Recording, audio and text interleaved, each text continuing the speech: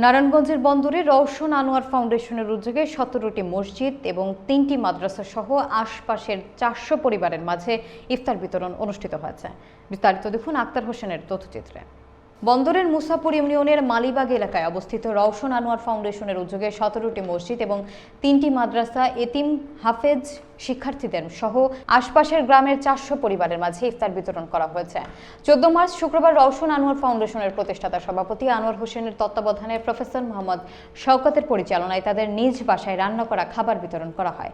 এছাড়াও বন্দর ও সোনারগাঁও উপজেলার বেশ কয়েকটি মসজিদের সৌন্দর্য বর্ধন, মাদ্রাসা, লিল্লা বোর্ডিং, শিক্ষার্থীদের খাদ্য সহায়তা, স্থানীয় বেকার জনগোষ্ঠীকে ক্ষুদ্র ব্যবসায় আর্থিক সহায়তা, ধর্মীয় ও সামাজিক কাজে সহায়তা সহ প্রতি বছর ঈদ উল ফিতরে হাজারো অসচ্ছল, অসহায় এবং গরিব দুস্থ পরিবারের মাঝে এক খাদ্য ও ঈদ বস্ত্র বিতরণ করা হয় এই সংগঠনের মাধ্যমে।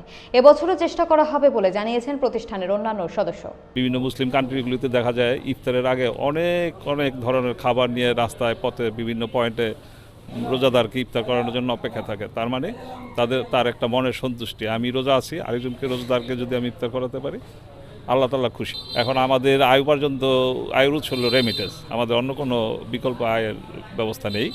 তো সেখান থেকেই আমরা চিন্তা করেছি যে আমাদের বাড়ির নিকটবর্তী যে মসজিদ এবং মাদ্রাসাগুলো আছে ওগুলো, এবং আমাদের বাড়ির পাশে আমরা হিসাব করে দিচ্ছি প্রায় 400 পরিবার আছে। 400 পরিবারের সাথেই আমরা আজকে ইফতার করব।